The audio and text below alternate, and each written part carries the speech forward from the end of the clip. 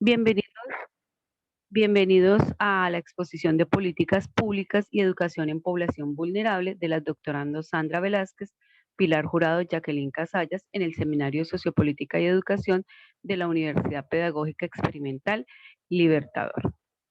Hoy vamos a tocar algunas poblaciones vulnerables, como son la población afectada por la violencia, niños, niñas y jóvenes trabajadores, población con necesidades educativas especiales y la población con alto grado de vulnerabilidad, como son los habitantes de calle, grupos étnicos y población LGBTI.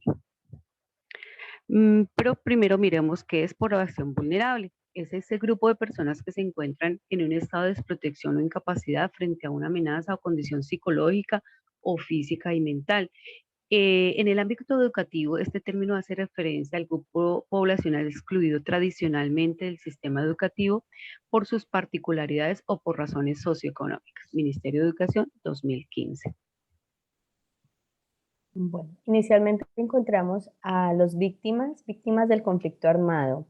La ley 1448 en su artículo 3 define a víctimas aquellas personas que individual o colectivamente hayan sufrido un daño por hechos ocurridos a partir del 1 de enero de 1985. Asimismo, se entiende por víctimas al cónyuge, compañero o compañera en primer grado de consanguinidad, a aquellos niños o niñas que nacieron producto de un abuso sexual dado dentro del conflicto. Dentro de las razones o los conceptos básicos que debemos tener en cuenta, de acuerdo a las situaciones que emana este tema, encontramos el reclutamiento forzado, el refugio, las minas antipersonales y el desplazamiento forzado. El desplazamiento forzado básicamente es el que mayor prevalencia y consecuencia tienen este tema. Las circunstancias generadoras de desplazamiento interno, encontramos las violaciones masivas de los derechos humanos, la violencia generalizada, el conflicto armado interno y también el desplazamiento forzado no solamente genera la pérdida de un hogar para las familias afectadas, sino también ocasiona desarraigo cultural, ocasiona rupturas sociales con su entorno y los seres queridos. De esta manera, quienes más directamente se ven afectados son los niños y niñas. Es aquí donde la escuela juega un papel muy importante para contribuir y coayudar a fortalecer estas carencias y de cierta manera esta deficiencia o esta problemática presente.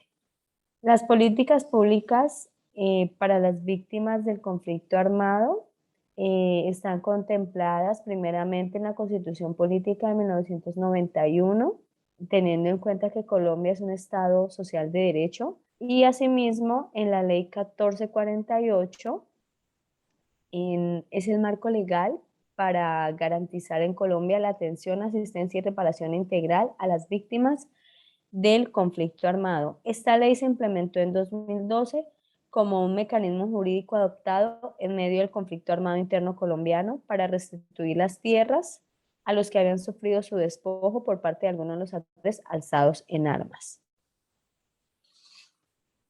Con respecto a las medidas de reparación integral, encontramos diferentes dentro de las que más se tienen en cuenta o se marcan mayor influencia. Están las medidas de satisfacción, medidas de rehabilitación, restitución, garantías de no repetición, indemnización administrativa. Se ha evidenciado que en toda Colombia hay temas muy específicos en torno al desplazamiento tanto en la parte rural como en la parte urbana.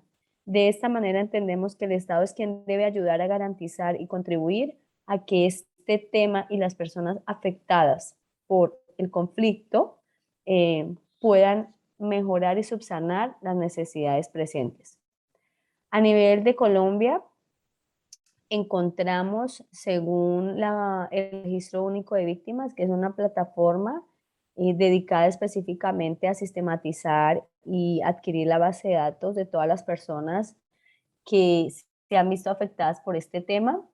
A fecha del 31 del 08-2021, hay una cantidad de 9.177.128 víctimas del conflicto armado. Y a nivel de los eventos que ocasionan este tema, podemos notar que el desplazamiento forzado es el que mayor recurrencia presenta y el que más fuerza ejerce.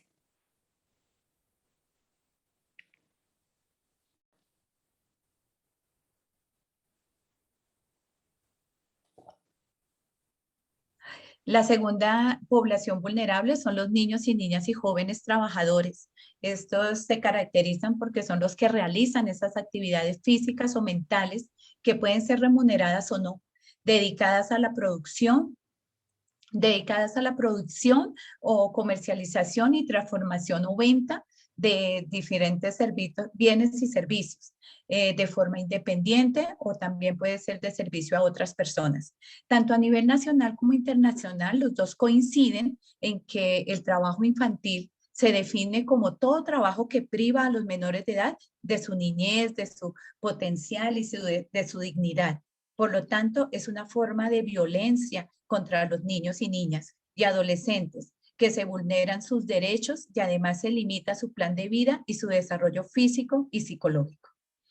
En el estudio realizado por el DANE en el año 2020, muestran algunas características especiales. Por ejemplo, del 2012 al 2020 se ha visto una baja bastante significativa. También vemos que los niños son los que más participan en este desarrollo de trabajo infantil. Igualmente, los niños de 15 a 17 años. Continuando, entre las causas y consecuencias y efectos de esto es porque por la pobreza que evidenciamos constantemente, la violencia intrafamiliar, igualmente la falta de oportunidades laborales, educativas, igualmente las políticas públicas, así como también las familias desarticularizadas. Dentro de las consecuencias tenemos consecuencias sociales, morales y psicológicas. Igualmente tenemos efectos físicos en cada uno de esos niños. Dentro de los convenios y normas nacionales e internacionales que se destacan, hay algo generalizado en todo, que es coincidir que los niños son aquellos que están dentro de las edades de 18 años, menores de 18 años. E igualmente que todas las medidas que se establezcan en todos los estados deben responder a los intereses superiores del niño. Ellos se encuentran en la Constitución Política de Colombia de cada uno de los países. La Organización Internacional del Trabajo declaró unos principios fundamentales en el año 1998. Los convenios 87 y 98 estableció la libertad sindical. Por ejemplo, en el convenio 29 y 105 eliminó el trabajo forzoso. E igualmente en el convenio 138 y 182 que nos compete en este momento es la abolición del trabajo infantil. E igualmente en el convenio 100 y 111 elimina la discriminación en el trabajo y en el empleo. Refiriéndonos al convenio 182, nos rinde información sobre las peores formas de trabajo infantil, como es la esclavitud, la prostitución, las actividades ilícitas y otras condiciones que vulneran la salud, la seguridad y la moralidad de los niños. El otro convenio es el 138. Este convenio refiere la edad mínima de los niños que pueden trabajar. Esto se dice que a partir del Estado establezca la garantía del estudio a los niños, esa es la edad que el niño puede trabajar. Estamos hablando de la edad más o menos de 15 años. E igualmente que los países deben generar políticas donde se vaya aumentando la edad de los niños al ingreso al trabajo. Además, dentro de las otras políticas o lo que ha hecho Colombia frente a esta población vulnerable, pues se han instituido en las políticas como en la Constitución, se han establecido esos derechos para el cuidado de los niños, igual en el Código de Infancia y Adolescencia, e igualmente existe la línea de política pública que también prevalece, que está el cuidado de los niños, esa está en visión hasta el año 2027. Asimismo, existen los programas como el SCREEN. Estos programas busca hacer cambiar las actitudes sociales con el fin de promover una cultura de respeto de los derechos del niño y fortalecer el movimiento mundial contra el trabajo infantil. Bien, entonces ahora vamos a hablar de la población con necesidades educativas especiales. Entendemos como una necesidad educativa especial cuando hay una deficiencia física, sensorial, intelectual, emocional o social o una combinación de estas, porque afecta el aprendizaje y debe haber una adecuación de los currículos, metodologías y didácticas al estudiante. Antes hablábamos de la educación especial, que era un término más peyorativo, más segregador, mientras que ahora hablamos de necesidades educativas especiales como un término amplio, que es inclusivo, que no tiene un carácter de etiqueta, sino que permite que el currículo sea inclusivo. Dentro de los antecedentes de la política pública para la atención de estos niños está desde la ley 115, que es la ley que regula toda la parte de educación y que le garantiza a todos los niños con necesidades educativas especiales y jóvenes también que sean atendidos de manera inclusiva, que tengan derecho a una educación de calidad. El decreto 1421 del 2017 es el que reglamenta el marco de la educación inclusiva de atención de calidad a la población con discapacidad. Una de las apuestas más importantes de este decreto es que el sistema se adapte al niño, no el niño al sistema, a través de estos planes individuales de ajustes razonables llamados PIAR y que debe cada institución organizar para que se atiendan a los estudiantes de acuerdo a sus particularidades. En este mapa conceptual vemos la ruta desde la integración a la inclusión.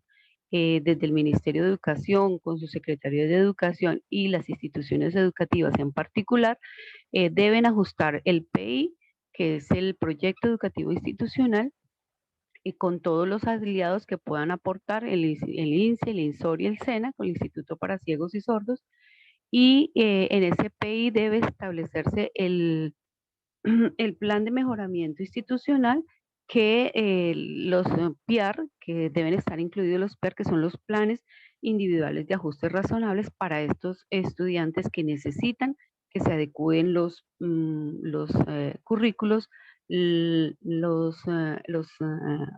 toda la parte académica y los materiales a través de los docentes de aula, los líderes de apoyo y los docentes de apoyo pedagógico. Además, tenemos que la situación actual de la población educativa, aquí vemos el porcentaje de las personas con discapacidad que asisten a un centro educativo. Está la región central, que es la región que llamamos región andina, donde están todas las principales ciudades como Medellín, Cali, Bogotá, Bucaramanga. Y la región que tiene menos porcentaje es Orinoquía. Asimismo vemos aquí también igualmente es la población atendida a través de los centros educativos. Existe la ley 11753 del 2015 que sanciona a las personas que hacen discriminación a las personas que tienen discapacidad de alguna de sus partes. La población con alto grado de vulnerabilidad también están los habitantes de calle. Para entender más sobre este tema, debemos tener claro tres conceptos y la diferenciación de los mismos. En primer lugar, encontramos el habitante de la calle. Como su nombre lo indica, es aquella persona, indistintamente su raza, sexo o parte física, que vive en la calle, de acuerdo pues a las necesidades que tiene. La habitabilidad en calle hace relación a las personas que encuentran el sustento o su forma de vida en la calle, pero que no viven dentro de esta, sino que cuentan con un lugar, ya sea su casa, un cuarto de arriendo o un hotel. Y la calle pues es el lugar donde de cierta manera fluctúan o se encuentran tanto los habitantes de calle como los demás ciudadanos en particular. Las políticas públicas con relación a esta temática, al igual que las víctimas de conflicto armado, inicialmente está marcada dentro de la Constitución Nacional de Colombia de 1991.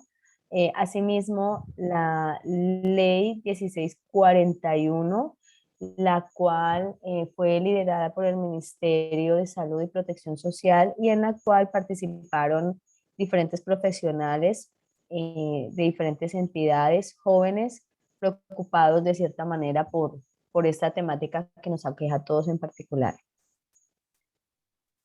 Dentro de los principios de la política pública social para los habitantes de la calle encontramos 5 específicamente: el de dignidad humana, autonomía personal, participación social, solidaridad, coordinación, concurrencia y subsidiariedad. Cabe mencionar que el documento de política pública actualmente pues está también en proceso de actualización y de adecuación. A nivel de Colombia, de acuerdo al DANE, el Departamento Administrativo Nacional y de Estadística reveló que en 2020 había 5.043 habitantes de calle en Colombia. Dentro de las razones que ejerce mayor influencia, de acuerdo a la encuesta realizada, para convertirse en habitante de calle, en primer lugar encontramos el consumo de sustancias psicoactivas, en segundo lugar los conflictos o dificultades familiares y en tercer lugar por gusto personal. Hasta aquí todo lo relacionado con la temática de habitante de calle. A continuación, grupos étnicos. Bueno, los grupos étnicos, primero que todo debemos tener en cuenta que hacen referencia a las personas que conforman y presentan notables diferencias entre sí, no solo desde los aspectos físicos, sino también a nivel cultural, a través de la organización social y económica.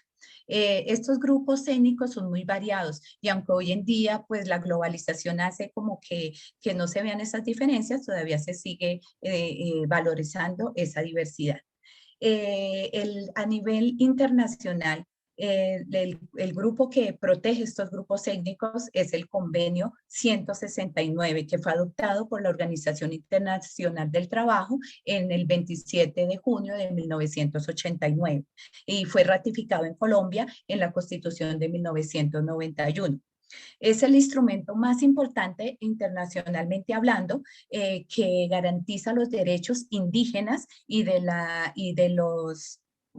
los grupos tribales, ¿no?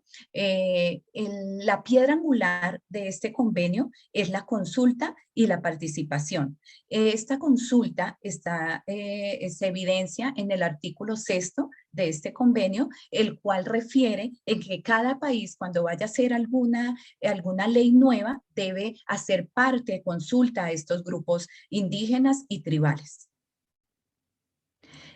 Aquí en esta parte encontramos el mapa mundial y pues la participación de cada uno de esos estados de este convenio 169. Nos damos cuenta que la mayoría son a nivel latinoamericano. ¿Qué es lo que se busca? Pues combatir estas prácticas discriminatorias de estos pueblos y hacer posible que participen de la adopción de decisiones que afecten sus vidas. Esa es la idea de este convenio. ¿Por qué consideramos estos grupos vulnerables? ¿No? ¿Por qué se habla de esa vulnerabilidad? Porque hay una tasa muy alta del 86% de estos grupos que trabajan de manera informal. E igualmente porque las mujeres indígenas, por ejemplo, son las que se ven particularmente afectadas desde la violencia y el acoso. Igualmente en el trabajo, en el exceso del trabajo. ¿Qué hacer? ¿Cómo hacer para que este convenio se ponga en marcha?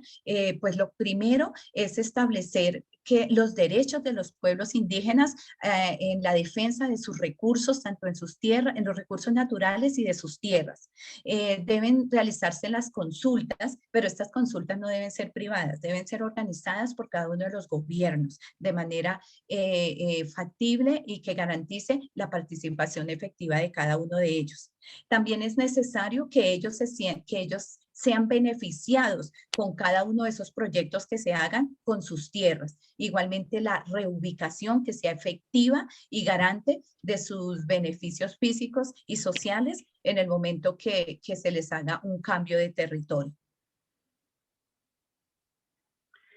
Y por último tenemos la población LGBTI, que sus siglas representan a los lesbianos, gays, transexuales, bisexuales y por último los intersexuales con la letra I están allí representados y además que aceptan sus características masculinas y femeninas y no renuncian a ninguna de ellas. Dentro de la política pública para el ejercicio de los derechos de la comunidad LGBTI, se orienta al cumplimiento de finalidades estatales para garantizar la calidad de vida de ellos en todas las áreas sociales, comunitarias y toda la atención especial a esta minoría para contribuir a la erradicación de la discriminación por motivos de orientación sexual, identidad de género y garantizar el ejercicio de los derechos plenos de esta comunidad. Pero sobre todo, contribuye a generar el valor de lo público de esta minoría. Las leyes que lo respaldan es la ley 1482 o la llamada ley antidiscriminación y el decreto 762 del 2018. Este decreto tiene como finalidad promover y garantizar y restituir todos los derechos de los sectores sociales de esta comunidad en el país y garantizar el ejercicio efectivo del derecho de la participación de los sectores sociales de la comunidad LGBTI. Las medidas son las tendientes a prevenir todo tipo de discriminación por razones de orientación sexual e identidad de género diverso, para promover espacios libres de discriminación en todos los ámbitos y los establecimientos a los que ellos acudan, tanto comerciales, educativos. La participación deben garantizar el ejercicio efectivo del derecho a la participación de los sectores sociales en todas las áreas de la sociedad. Y los derechos, promover y garantizar el ejercicio de esos derechos económicos, sociales y culturales con énfasis en los derechos a la salud, a la educación, al trabajo, a la vivienda, a la recreación, al deporte y a la cultura, para remover las barreras existentes de acceso a los derechos e impedir que surjan nuevas barreras para tratarse de sujetos de especial atención. El enfoque de identidad de la política de educación superior inclusiva en un documento bastante extenso que ha publicado el Ministerio de Educación Nacional. Allí está toda la política de la educación superior y todos los estamentos de la educación. Aquí una parte de cómo el personal educativo y administrativo, personal docente debe ayudar a ese acceso, movilidad y no discriminación de la comunidad LGBTI. Muchas gracias por su atención.